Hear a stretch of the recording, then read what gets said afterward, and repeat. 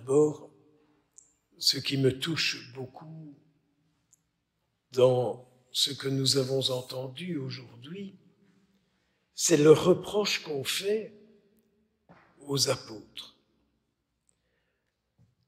On les reconnaît et on reconnaît en eux ceux qui étaient avec Jésus. On reconnaît en eux des disciples du Christ. Si vous vous arrêtez là-dessus, n'avez-vous pas envie, dans votre prière, de demander au Seigneur qu'il nous envoie en surabondance son esprit, afin qu'on puisse reconnaître en nous de vrais disciples du Christ? Car être disciple du Christ, c'est toute une manière d'être et une manière de vivre, une manière de penser, une manière de gérer ses affaires. Qu'est-ce que c'est pour vous qu'être disciple du Christ? Est-ce que c'est une manière de vivre, de gérer vos affaires, vos avoirs, vos connaissances, votre temps? C'est quoi être disciple du Christ? Si pour les gens, ils disent de vous, de moi, ils vont à la messe, autant qu'ils disent, ils vont au théâtre, à la gymnastique, à la danse, ou je ne sais encore à quoi. Qu'est-ce qu'on dit de nous? Qu'on va à la messe? Qu'on a beaucoup d'activités? Qu'on a beaucoup de rendez-vous? Ou on dit, cet homme, cette femme, c'est un disciple du Christ. Il vit la vie du Christ. Il vit la vie du Christ et il est attirant de la vie du Christ. Si on pouvait dire ça de tous les chrétiens. Ils sont attirants de la vie du Christ. Sommes-nous attirants? Et si oui, de qui, de quoi? Ils reconnaissent en eux des disciples de Jésus. Et au fond, un disciple du Christ est quelqu'un de dérangeant. Mais qu'est-ce qu'on va faire d'eux? Quand j'entends ça, je me dis que combattre le mauvais esprit, on n'a pas fini de le faire. Qu'est-ce qu'on va faire d'eux? Eux qui sont les disciples du Christ, mais qu'est-ce qu'on va faire d'eux? C'est sûr que les disciples du Christ sont attaqués par toutes sortes de séductions qui prennent la place de Jésus-Christ. Les disciples du Christ sont attaqués par toutes sortes de séductions. Oui, mais quand même, fais ça. Mais quand même, ne va pas. Mais quand même, ne passe pas ton temps à ça. Ou vas-y si tu n'as rien d'autre qui te plaît le mieux. Faut de temps en temps essayer de repérer l'esprit qui est en nous, s'il nous incite à nous attacher à lui, ou à faire ce qui nous fait le plus plaisir, ou qui nous arrange le mieux. Moi, quand je vois qu'il fait beau aujourd'hui, j'aurais préféré aller faire un tour en vélo, aller faire plein de choses, que de devoir aller confesser des petits-enfants. La messe maintenant, et encore cet après-midi. C'est quoi un disciple du Christ? Quel est l'esprit qui est en lui? Moi, je suis quand même aujourd'hui terriblement surpris quand je regarde les assemblées et que je regarde les fidélités. C'est sûr que vous me direz que je ne sais pas tout, mais on est fort dans le compromis, n'est-ce pas? Jouons sur les syllabes. Alors, qu'est-ce qu'on va faire pour que ces gens-là qui sont avec Jésus, ils ne parlent plus à personne? Je ne sais pas si ça vous touche, mais moi, quand j'entends ça, je me dis, merde.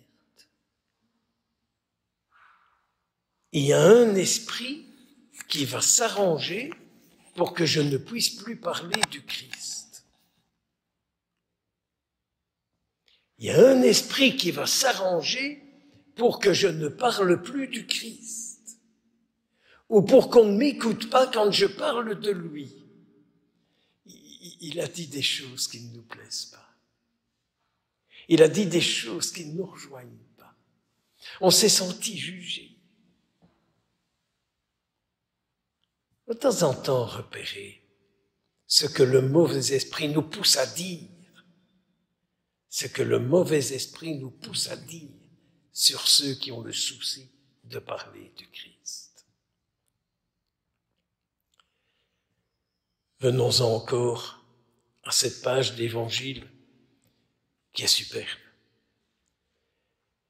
Ils ne veulent pas croire, les disciples, que Jésus est ressuscité. Mais comme c'est difficile aujourd'hui pour Jésus de prendre sa place de ressuscité, de prendre sa place de vivant. C'est difficile pour lui aujourd'hui d'avoir l'occasion de dire « Hé, je suis là, je suis vivant, je suis ressuscité. Je suis là, je suis vivant, je suis ressuscité. » Oui, bien sûr, les gens qui vous ressortent le salut orthodoxe, là, le jour de la résurrection. Ah, Jésus est ressuscité, hein. Jésus est vraiment ressuscité, ça. Je vous cacherai pas que ça me gonfle quand j'entends ça, parce que je me dis, depuis 2000 ans, il est ressuscité. Prouvez-le-moi par votre vie qu'il est ressuscité et vivant. Voilà ce que Jésus attend. Que notre vie soit la présence de sa résurrection. Que notre vie soit habitée par la puissance de sa résurrection. Mais si c'est simplement la tête à midi moins quart, Jésus est vraiment ressuscité, monsieur le curé. Moi, j'avais le cateau de bonnes circonstances qui faisait ça chaque année à la résurrection, le jour de Pâques. Donc ce jour-là, je l'évitais. Ce jour-là, je l'évitais. Parce que il était loin d'être pour moi le représentant du ressuscité. Et qu'est-ce qu'il fait Jésus?